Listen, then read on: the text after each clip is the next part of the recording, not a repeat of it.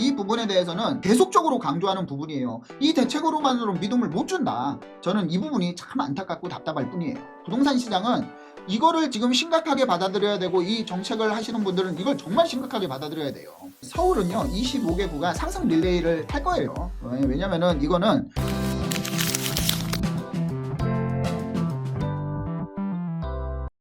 안녕하세요, 반갑습니다. 이충민의 부말리입니다. 얼마 전에 한국은행에서 금융안정방안이라고 해가지고 보도자료가 발표가 됐는데, 금융안정방안이라고 하면 우리나라 전체적으로 뭐 가계부채라든가 기업부채 아니면 정부부채, 그 다음에 내수라든가 여러가지 이제 상황들을 금융 쪽으로 풀어가지고 설명한 자료인데, 한국은행도 정부의 6.27 대책과 9.7 대책이 믿음직하지 않은 것 같습니다. 보도자료에 보면은 부동산 염려하는 상당히 큰 비중을 차지하고 있어요. 집값 상승을 할 것이다라는 게 너무나 확실시 확고하게 주장을 하고 있는 보고서이기 때문에 그 부분에 대해서 오늘 이야기를 나눠보도록 하겠습니다. 그래서 오늘의 주제는요, 한국은행이 인정을 했습니다. 집값 상승 열차는 더 이상 막을 수가 없다. 보도자료는요 9월 25일 날 발표가 됐고요, 금융통화위원회 정기회의에서 최근 금융안정 상황을 점검하였다. 그래서 이번 회의에서 논의된 주요 내용은 향후 의사록을 통해 공개할 예정이다. 10월 17일 날. 하지만 보도자료가 먼저 나왔습니다. 자, 보도자료를 살펴보면요, 정부는 서울동 수도권을 중심으로 주택시장이 과열되고 가계부채 증개세가 확대됨에 따라 우리가 뭐가 나왔어요? 6.27 대책이 나왔죠. 6월에 가계부채 관리 방안이 나왔다. 6.27 대책 발표 시행한 데 이어서 9.7 대책, 9월에는 주택공급 확대 방안과 함께 추가 대출 소유 관리 방안, 임대사업자는 안 해주겠다. 그 다음에 전세자금 대출도 뭐 소유권 이전부 조건부는 안 해주겠다. 뭐 이런 부분들이 나왔죠. 추가 대출 소유 관리 방안도 발표를 하였다. 수도권 주택시장은 6.27 대책 발표 직전에 비해서 아파트 매매 가격 상승폭은 축소가 된 거예요. 상승폭이 하락으로 전환한 게 아니라 상승폭이 축소가 되고 거래량도 줄어들었으나 가격 상승폭 둔화 정도는 과거 대책에 비해서 제한적이다. 이게 무슨 얘기예요? 과거 대책에 비해서 6.27 대책이 그만큼 처음에 얼마나 호들갑을 떨었습니까? 유튜버들 뿐만이 아니라 하락론자들, 그 다음에 감정평가분들 뭐 이렇게 많이 나와가지고 이런 대출 규제는 없었다. 역대 최고의 가계부채 관리 방안이고 그 다음에 대출 규제 정책이다. 이거는 집값 무조건 잡힌다. 얼마나 호들갑을 떨었습니까? 하지만 여기에서 한국은행에서 지금 6월달, 9월달 3개월이 지난 시점에서 인정을 했죠. 과거 정책에 비해서 다소 제한적이다, 효과가. 이렇게 발표를 했습니다. 큰 폭의 오름세를 보이던 서울 아파트 가격은 7월 들어서 상승폭을 다소 둔화했지만 6월에 1.4%, 하지만 7월에 1.1%로 상승폭이 둔화가 된 거예요. 그렇다고 해도 6.27 대책 이전에 1.4%인데 7월 달에 1.1% 상승이면은 적게 상승한 건 아니죠. 이러니까 한국은행에서 결과적으로는 대책의 효과가 미비하다라고 하는 겁니다. 상승폭이 둔화되었으나 아파트 거래량도 전월 대비 큰 폭으로 감소했어. 아파트 거래량은요 말도 못하게 감소했어요. 64% 감소를 하였습니다. 또한 9.7 대책 이후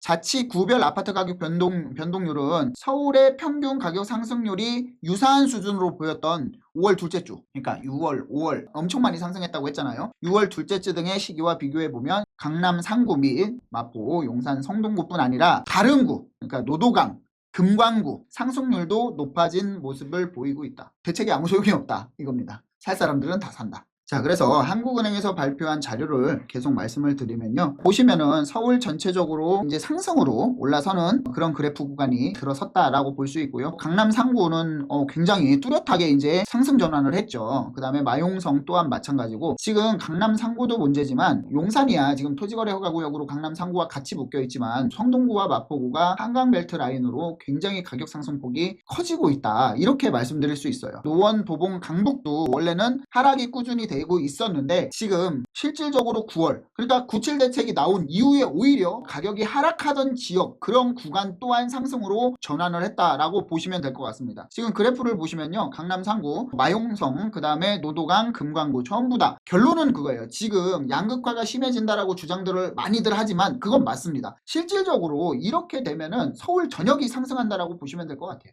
서울의 외곽 지역으로 유명했던 노도강이나 금광구 자체도 가격이 상승으로 전환했다라는 것은 이제 서울시 25개 구가 전부 다 상승 릴레이에 올라탔다라고 말씀드릴 수 있겠습니다. 그리고 이제 주택 매매 가격 심리지수, 시장 심리 지표가 있는데 이게 구간이 딱 100으로 있는데 100 이하면요 이제 매수자가 이제 집을 안 사겠다, 매수자 우위 시장입니다. 그 다음에 100 이상이면은 매수자들이 집을 많이 사고 싶어 해요. 매도자 우위 시장입니다. 물건이 없고 매수자는 더 사고 싶다, 이렇게 보시면 될 것 같아요. 보시면은 2017년부터 2025년 9월 달까지 잠깐 100 이하로 떨어진 적이 있지만 훅 떨어진 적이 있죠. 언제예요? 22년도에 기준금리가 급격하게 상승했을 때 22년도에 주택시장 심리지표가 떨어졌습니다. 이렇게 확 떨어져서 60 가까이 떨어졌었는데 지금은 한번 살펴보면은요 2025년 들어가지고 2024년부터 2025년까지 집은 항상 사고 싶은 사람이 많았다라는 거예요. 정부를 믿거나 아니면 주택가격이 조금 떨어질까 이렇게 고민을 할 뿐이지 나는 집을 항상 사고 싶다. 하지만 지금 정부에서 6.27 대책과 9.7 대책을 발표를 하고 시장에 바로 다음날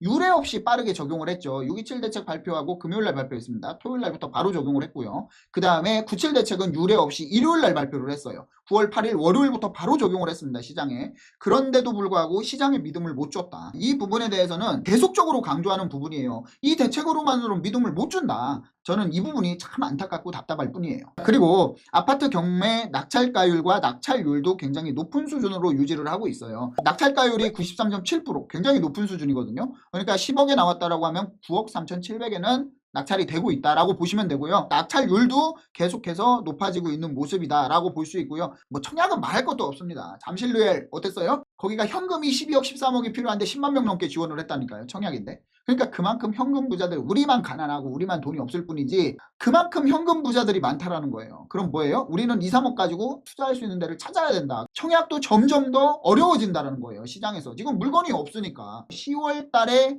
서울의 입주 물량이 46건밖에 없습니다. 이게 말이 되냐고요. 한 달 평균 4,300건 정도가 입주 물량, 청약 물량이 나와야 이렇게 해서 서울 평균의 46,000 가구를 맞추는데 입주 물량이 46가구예요. 10월 달에. 그러니까 청약 경쟁률은 점점 더 세질 수밖에 없다라고 말씀드리겠습니다. 그래서 이창용 총재죠. 지금 금리는 내려야 되는데 내수가 침체되고 경기가 어려워서 분명히 금리를 내려야 되는 건 맞습니다. 지난번에 금리를 내릴 때, 직전에 금리를 내릴 때 이창용 한국은행 총재께서는 연 2회, 많으면 3회까지 금리를 내릴 수 있겠다라고 발표를 했지만 실질적으로 지금까지 인하를 못하고 있습니다. 하지만 작년에 금리 인하에 대해서 한국은행에서 또 보고서가 발표가 됐었어요. 결과적으로 지금은 상승 요인이 너무 많아요. 하락 요인이 별로 없다라고 보시면 돼요. 하락 요인이 별로 없는데도 금리를 내려야 되기 때문에 한국은행에서는 정말 이 금리를 내리는 데 있어서 지금 상황에서 고심이 깊을 수밖에 없다, 이렇게 말씀드릴 수 있습니다. 8월 집값은요 한국은행에서 봤을 때 4.8% 상승을 했고 6.27 요가로 제한적이다라고 발표를 했는데 4.8%가 적은 겁니까? 그리고 서울 아파트값 상승폭이 또 확대가 됐다 하는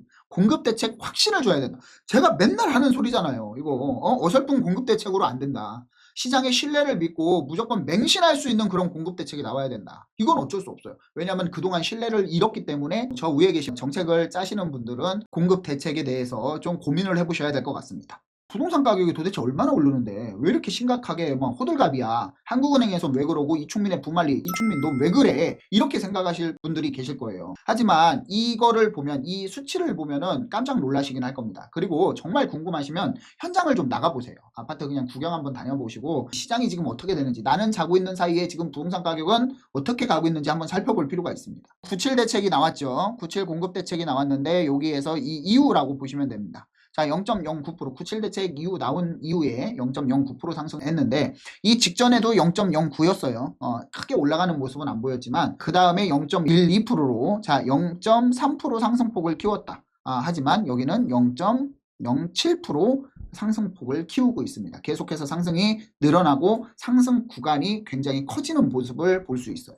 서울 전체는 직전에서 0.13에서 0.16 하지만 0.19로 상승을 전체적으로 키웠고요. 강남 4구에는 0.16% 상승을 했다가 지난주에 0.25%로 상승폭을 키웠습니다. 근데 문제는 경기도도 상승폭을 키웠고요. 마포, 성동구는 뭐 말도 못합니다. 0.41%에서 0.59%로 상승폭을 키웠는데 이게 일주일 단위잖아요. 일주일 단위에 만약에 0.6% 상승을 했다면 한 달에 2.4% 상승을 하는 거예요. 1년이면 몇 프로 상승해요? 한 30% 정도 1년이면 상승을 한다라는 거. 대출규제 대책이 나오기 전주에도 1년에 50% 상승하는 수치가 나왔었어요. 그래서 6.27 27 대책이 나왔고 97 공급 대책이 나왔습니다. 대책이 나왔는데 그 전에 대책이 나오전에 상승률을 거의 다 따라가고 있어요. 지금 이게 가장 큰 문제라니까요. 지금 부동산 시장은 이거를 지금 심각하게 받아들여야 되고, 이 정책을 하시는 분들은 이걸 정말 심각하게 받아들여야 돼요. 그래서 무슨 아파트 가격이 맨날 올라간다라고 하느냐, 거래량은 없는 것 같은데 라고 말씀을 드리면, 이게 이제 보면은 정고점 대비 돌파한 아파트들 보면은, 야 그런 아파트는 뭐 특수환경이지, 상위 0.1% 사는 아파트들이 뭐 이게 보편 좀 시킬 수 있냐, 이렇게 말씀을 하실 수 있지만 실질적으로 이런 흐름을 다 가져가고 있습니다. 한국은행에서 나온 그래프를 캡처해서 보여드린 거예요. 자, 노도강, 금광구도 전부 다 상승 전환을 해버렸어요. 지금 상황이. 그러니까 정고점을 돌파할 가능성들이 굉장히 크고, 서울시 25개 구가 전부 다 상승 전환으로 돌아서고 있다라고 보시면 됩니다. 그래서 주택을 매수하실 분들은 시장에 조금 빨리 참여하는 것을 추천드리겠습니다. 지금까지 한국은행에서 발표한 보도자료 중에 부동산 부분만 싹 따와가지고 이제 설명을 드렸는데, 한국은행에서 걱정이 정말 많을 것으로 예상이 됩니다. 지금 부동산 시장을 한번 보면은, 자, 단기적인 전망은요, 고금리에도 불구하고, 그 다음에 대출 규제에도 불구하고 일단은 매물이 부족하고요. 그 다음에 부동산 심리 지수가 그만큼 높기 때문에 지금 시장은 매도자 우위 시장입니다.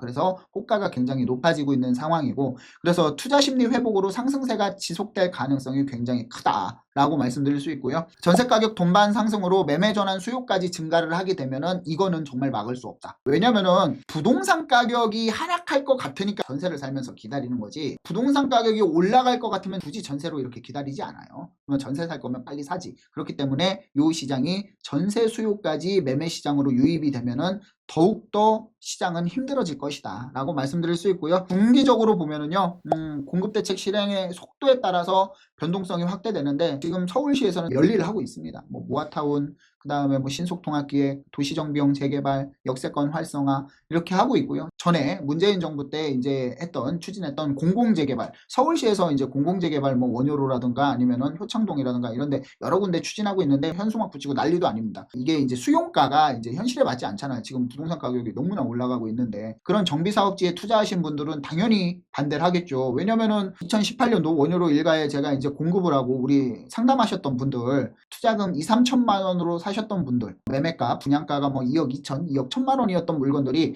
지금은 뭐 한 10억, 11억, 12억에 거래가 되고 있어요. 실질적으로 그렇습니다. 5, 6년 만에. 이런 재개발지, 정비사업지 같은 경우에는 투자가 상당히 매력이 있지만, 이게 만약에 수용이 된다고 하면은 시세 대비 반가 이렇게 인정 안 해주면은 가만히 있겠어요? 공급이 잘 안 되는 것들이, 지금 서울 같은 경우에는 정비사업 같은 경우에 물론 많은 노력을 하고 있습니다. 하지만 정비사업은 기본적으로 물리적인 시간이 필요해요. 그 부분은 어쩔 수 없고, 그 다음에 수도권 같은 경우에는, 경기도 같은 경우에는 지금 PF 대출이 잘 안 나와요. 잘 안 나오는 게 아니라 거의 뭐 안 나온다라고 보시면 됩니다. 그래서 이제 보증을 받을 수가 없기 때문에 공급이 굉장히 어렵다라고 말씀드릴 수 있고, 그래서 이제는 투자 관점에서 좀 말씀을 드릴게요. 내가 집을 사야 하거나 사고자 하시는 분들은 좀 서둘러라 말씀드렸어요. 투자의 관점에서 봤을 땐 안정적인 지역 같은 경우, 뭐 서울 핵심 지역이나 이런 데는 강세가 유지할 수 있고, 서울은요 25개 구가 상승 릴레이를 탈 거예요. 왜냐면은 이거는 공급 대책의 부실함 때문입니다. 신뢰의 문제죠. 시장은 정부를 믿지 못하기 때문에 나는 또 집을 사야 되겠다. 왜냐면은 불과 5, 6년 전만 해도 이런 경험을 했잖아요. 그렇기 때문에 시장의 신뢰를 얻기에는 부족했다라고 말씀드릴 수 있고, 규제 완화 및 재개발 재건축 지역도 수혜가 될 것으로 봐요. 지금 선도지구라든가 노후계획도시 특별법, 그래서 분당 같은 경우가 당연히 올라갈 것으로 보고 있고요. 다만 이제 대출이 안 나오잖아요. 대출이 6억까지밖에 안 나오기 때문에 재건축 매물은 굉장히 고가의 아파트고, 그 다음에 투자 자본이 높게 형성이 되잖아요. 그렇기 때문에 지금 항상 이슈가 되는 서울시의 도심권의 정비사업지로 투자자들이 몰리고 있는 그런 상황이라고 볼 수 있습니다. 오늘은 그래서 한국은행에서 발표한 보도자료 중에 부동산에 대해서 좀 설명을 드렸습니다. 한국은행도 걱정하고 있는 서울의 부동산 시장 과연 어떻게 될 것인가, 여러분들의 생각을 댓글로 달아주시면 제가 다음에 컨텐츠를 만드는데 더 유용하게 활용을 하겠습니다. 자, 오늘은 이것으로 마무리하겠습니다. 감사합니다.